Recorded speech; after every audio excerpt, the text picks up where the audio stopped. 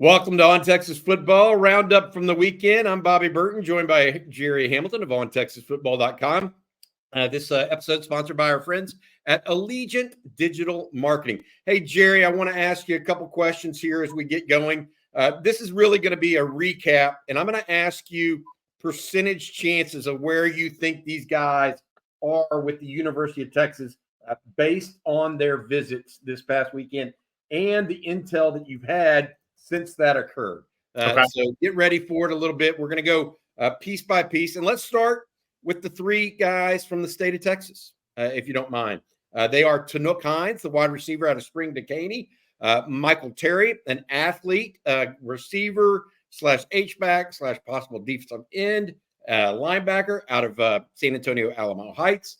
And then defensive back, cornerback really, Caleb Chester out of Fort Bend Marshall. Let's start with Tanuk Hines because he was a big story coming into the weekend, kind of a surprise late visit to the Longhorns. What do you think on Tanuk Hines? Give us what happened on his visit, and then give us a little percentage of where you think Texas sits right now in that recruitment. Yeah, I think he entered June, the official visit process, with Notre Dame as the favorite over USC. He also had the Baylor visit, and he was deciding Texas, Ole Miss, what visit was going to be best. And he ended up going with Texas, which I think is the one he really wanted to take. He just wanted some answers from Texas. So, he went to Texas as a wide receiver recruit. Texas did mention, hey, not out of the realm of possibility that, defensive back enters the picture, but we're recruiting you as a wide receiver first. So I think Tanuk Hines liked that. He's going to play wide receiver and safety this year for Decaney High. So he's going to be playing both. There's some colleges that like him more at safety long-term than they do wide receiver. And they all think he can be a very good wide receiver. I've talked to three different staffs. They all think he'd be very good at wide out. Some of them like him at safety as well because he's got that 6'1", 6'5", 6'1", 190-pound frame that ran 10.53 and 20.7. He is one of the nation's premier and elite athletes in this class that also has physicality and strength on a football field. As far as a percentage with Texas, Bobby, I would go with 51. Got it. Who do you think is it Notre Dame or USC that Texas would need to be most worried about at this point? I think this Notre Dame official visit this weekend is big. June 14th through 16th. They've been on him. They've probably shown him the most love of the Blue Bloods throughout the process, and I think that's stuck with him. And I mean, they offered him in January, but since that point in time, they've been all over him. I think obviously USC has an appeal. He has a brother that plays at Hawaii.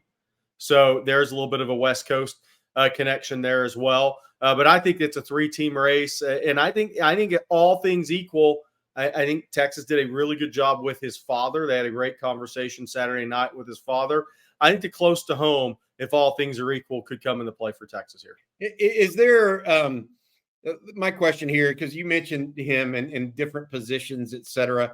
Anybody trying to say, oh, you're just this or you're just that right now? Is that playing into the recruitment a little? I think anybody that said, we just want you at safeties, they've been eliminated, right? So I think he wants a chance to play wide out. As Rod Baber said, more guys are drifting the offense. He wants that opportunity, but he doesn't have a closed mind to defense. So I think you just had to approach it the right way with him. And I think anybody left standing is recruiting him as a wide receiver that also has mentioned, hey, look, man, not out of the question. We think you'd be really good over here too. Well, but you're going to start out your career at wide receiver. Well, you always go back and say that he had maybe 2 years ago, you were on the sidelines of a game, same game that Steve Sarkisian saw, Tanuk Hines. And you said in a game that also had Jonah Wilson, wide receiver out of Spring Decaney, who was a one-time Texas commitment. And then a couple other guys, Ryan Niblett, who went to Texas and hosted Tanuk, I believe, on this official visit, that you thought that Tanuk Hines was the best player on the field that day at receiver. And furthermore, you also reported, Gerry, that Tanuk Hines was with all the offensive coaches in position meetings over the weekend as well. So it sounds like Texas is making sure he understands, hey, we got a spot for you at receiver. If things don't work out, though, you're one of those players that has a second chance at another spot. So I always remember this from that Eisenhower game. It was Steve Sarkisian and Brennan Marion, who at the time was the receivers coach. And Tanuk Hines made a couple of plays early in that game, and I was standing down near the end zone. Sark and them were like on the 10. And Sark turned around and looked at Marion and said, who is that? And so that's when you know somebody impressed the head coach, because he was a young kid as a sophomore at the time. So they've kept their eye on him. But when he went from 10.89 as a sophomore in the 100 meters and 22 flat in the 200 to 10.45 and 20.7 after gaining 10 pounds, that changed the game. He missed half his junior season due to injury, still put up 515 yards receiving and 35 receptions as a bracketed receiver. But because he missed some of that time, I think some people were in wait and see mode on him. But what he did on the track, and he did it in Austin at the state meet, you have to take notice of that. And Steve Sarkisian certainly did. So you're at 51%. That means Texas is looking good, but it's far from over. That's right. He's going to visit Notre Dame. USC still hanging around. Decision in July, he said yesterday. Okay, gotcha. All right, perfect. Let's go to the next guy. But before we do, I want to say thank you to our sponsor, Allegiant Digital Marketing. Did you know that among the top 9 challenges business owners face, the most difficult ones include finding customers, increasing brand awareness, digital advertising, and lead generation? What if I could point you to a local homegrown agency here in Austin that could solve those problems for your business once and for all? For more than 25 years, Allegiant Digital Marketing founder and CEO Chad Markham, a UT grad and instructor of the Digital Marketing Boot Camp here at UT Austin, has helped thousands of businesses overcome these challenges. Take advantage of their Hook 'em Horn special. Save up to $2,500 in advertising right now. Visit allegiantdigital.com/ontexasfootball to learn more today. That's allegiantdigital.com/ontexasfootball. All right, Jerry, Caleb Chester, Michael Terry, the other 2 in-state guys. Let's start with Caleb Chester, if you don't mind. Young man out of Fort Bend, Marshall, that Texas has been high on from the outset here. Yeah, they really have. Blake Gideon, that's the school he recruits. They also have 2026 stud safety Isaiah Williams. But Blake Gideon, Terry Joseph have been high on Caleb Chester for over a year at this point in time. And he's a guy whose physical development has really caught up with his football, I would say. He's grown half an inch. He's over 6 foot, 6 foot and a quarter, 6 foot and a half in that range, and 172 pounds up from 160 a year ago. But he has that football junkie mindset. I mean, there's an interview I did with him at Marshall High on Texas football in the archives that just it illustrates what makes him such an intriguing and popular prospect with college football coaches. I think Texas is sitting in a good spot. I'll go 69% on that one, 68, 69%. I think Texas moved up. I had them at about 55 before the visit. I think they only helped themselves with the visit. And then the question now is, he's got A&M scheduled this weekend at Arkansas on the 21st through 23rd. He had originally planned to go into July. We'll see. I mean, let's see what happens here with Caleb Chester. But I think Texas did a very good job with him this weekend. And I think Texas is the clear favorite right now. Yeah, long arm defensive back from his school. Texas really wants to get back in on as well. A lot of things point in the Longhorns' direction here, Jerry. Plus, no defensive back commitments at this point. Another thing to keep an eye on, whereas a lot of other teams already have their guys set up. All right, Michael Terry. Yeah. Out of Alamo Heights, young man, long, tall, tough, fast. He's a highly, highly rated young man. The question everybody has, and most places rate him as an athlete right now. What's the situation with his recruitment, what position he's going to play, et cetera? Lay it all out. And then there are people out there saying he may be headed to Texas right now. I'd like to get your understanding of the situation. Yeah, so I think he came into his Texas visit 6'3", 217. That is tremendous for him. Look, I think he's very similar to Mari Niblack, and I think athlete is what he should be labeled at in recruiting, because he plays running back, wide receiver, safety, corner, whatever. He plays it all. He's a jack of all trades in high school and a master of all of them. Well, actually, not a master of none. He's a master of all of them at Alamo Heights. He's very good football player. Oregon even talked about running back. I think that was part of their recruiting pitch to be different, knowing the distance could be an issue. Nebraska is telling wide receiver catch passes from Dylan Raiola. Is that long term? I don't know. I think most A&M and Texas are recruiting him as an athlete. And I think that's the important thing. Steve Sarkisian said, look, We don't know what you're going to play until we get here and we kind of figure all this out on the football field. Now, with that being said, they know Michael Terry prefers offense. He's open to defense. He prefers offense. So what does that mean? Sarkisian, A.J. Milwee, Tashard Choice, Jeff Banks, they were all part of his recruitment this weekend. I mean, all of them. The whole offensive staff was part, except Kyle Flood, because the one position he's not going to play, right?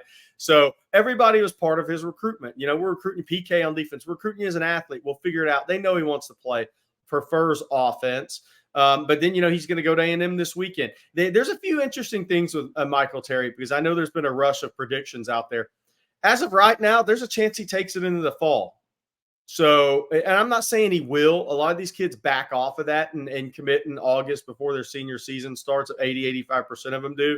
But right now, there's a chance. But I think the nitty-gritty of this recruitment is going to be very important, and that has not begun on the Texas side yet. And he'll visit Texas A&M this weekend, and I know he'll hear similar things from Texas, and we'll kind of see where the dust settles after that. Right now, I have it 35% for Texas, 33% A&M, 30% Nebraska. I think because the nitty-gritty is going to matter, and that part hadn't started in this recruiting process, I'm more in wait-and-see mode, and let's see how quickly some things happen behind the scenes. Interesting. Because he hasn't visited A&M yet. Yep, I got you. So Tanuk Hines, Michael Terry, Caleb Chester, 3 in-state guys. Texas definitely wanting to add to this recruiting class. We'll see what happens on ensuing visits, if they take their visits, all of that stuff. All right, Jerry, the other 2 guys I want to go to next are the 2 big defensive tackles that were in town. Josiah Sharma out of Folsom, California, and Myron Charles out of Port Charlotte, Florida. 2 opposite coasts, all now coming to Austin this weekend. You posted something on ontexasfootball.com. If you're not a OG member or a subscriber there, you should be. Sharma, very interestingly, you said had a good visit, hearing positive things, and you expect a battle with Alabama, which is what we've been talking about, but now you're even more convinced of that. And then Myron Charles, the update on those 2, if you don't mind, and give percentages of them both. Yeah, so I think Alabama was very confident headed into the weekend on Josiah Sharma, and they should be. He was committed to Washington. He's been on campus 2 or 3 times and was coming back for official visit on June 21st through 23rd. He's got Oregon this weekend, right? So Oregon can muddy the water there on the West Coast. But I think Texas did a great job. Look, he rode in the same car with Myron Charles. Does that mean they're committing to Texas together? No. But they were cruising around this weekend. But I think, look, I think from he did grow up a little bit in Arlington. There is still family in the Dallas area. So there's some of those components to that with the recruitment that we'll see. I mean, mom, grandmother, there are a lot of people on this visit, a couple people close to him as well. So Texas put their best foot forward. I think they made a great presentation for Josiah Sharma, just like they did in March, about why he is so important. Johnny Nansen obviously has got some connections to Folsom, Sacramento area, where Sharma lives and where his mother's originally from. So I think Texas is in this game. If I had to put a percentage on it, I'd probably go Bama 60, Texas 40, Oregon 0, because he hasn't made that visit yet. I think Alabama's going to be a tough out, but I think Texas has gone from about 0% chance before the March visit, and they're creeping up to where they're now making Alabama earn it if he goes to Alabama, or they're positioning themselves to pull the upset. And I think he knows he's a very important prospect for Texas, as he does for Alabama, because there's a million D linemen in the Southeast, and they still have targeted Sharma as much as anybody. Myron Charles, I think, look, FSU, he's going to be there for that monster weekend the Seminoles have, June 21st through 23rd. Charles will go to Miami this weekend. I think Texas was already ahead of Florida. I think Texas increased their lead over Florida, and I think Florida's going to finish 4th in this recruitment as of today. I think it's going to come down to FSU and Texas. I think Miami can muddy the crystal clear water on South Beach this weekend, but I still think this will come down to Florida State and Texas. Florida State has been confident, and that's not just the confidence in FSU is not just on the Florida State side. It's people that cover Florida and Miami in the Sunshine State.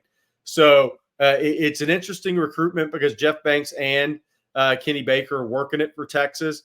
And I know from being down at Port Charlotte, he really liked his unofficial of Texas. This weekend, the family was there. So the family's first Texas experience. I talked to Myron briefly before he boarded his flight Sunday there at Bergstrom. And he said he had a great visit, man. He said, I'm exhausted. I had a great visit.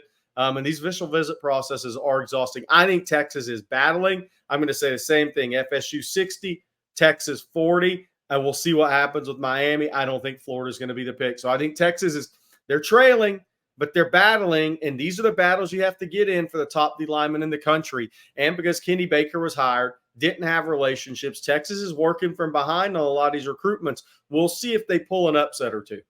All right, Javin Hilson next. Two more out-of-state guys, another from California and Florida. Let's start with a young man, an edge prospect out of Cocoa, Florida. Javin Hilson, who you caught up with at the airport, Jerry. He's been committed to Florida State for a long time, but he sounded really high on the Longhorns post-visit. Yeah, and look, this is for people saying, oh, Florida State's done deal. Maybe, but he was once committed to Alabama too. So he's already flipped once.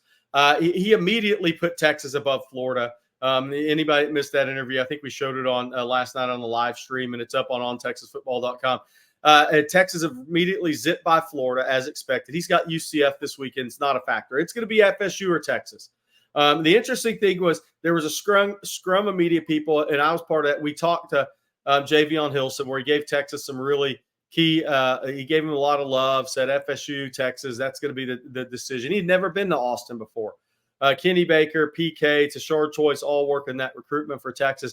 The interesting thing was that while those interviews were still ongoing, I went and walked over to his mom, introduced myself, and I said, what do you think of the visit? She said, oh, I want him to go to Texas, but he's FSU or Texas. So Texas did a very good job with his family. His little sister was there as well. So we'll see what happens. I still give – he's going to be at FSU June 21st through 23rd. They get the last visit. I still give FSU the edge there. I'll put it at 65 FSU, 35 Texas, but Texas has made it a battle right now. And look, when I say that, some Texas fans are a bit lost cause. You just got to hang in here and swing away because the nitty-gritty on some of these recruitments doesn't begin until late June.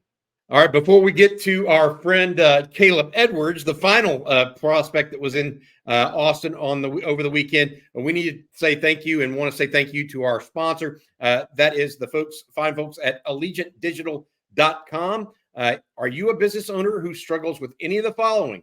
Finding new customers, consistent leads, marketing services to promote your business that actually work? Founder and CEO Chad Markham with Allegiant Digital, an Austin-based advertising agency, has helped thousands of business owners just like you for more than 25 years conquer these same challenges.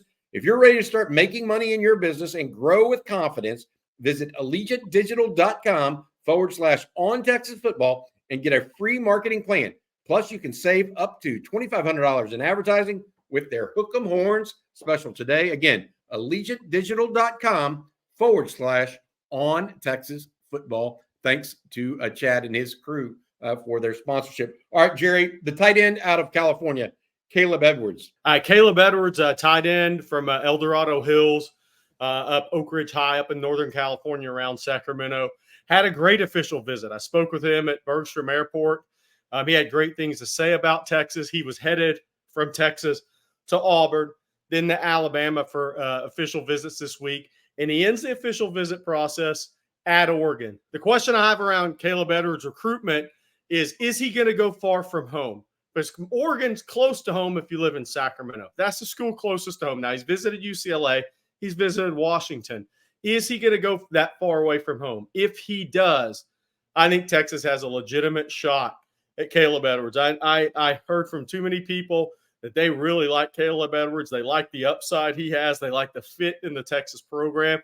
There's a lot of things Texas likes about Caleb Edwards. Again, now that he's going to Auburn and he's going to Alabama, those will be his fourth and fifth official visits. He's already been to UCLA and Washington.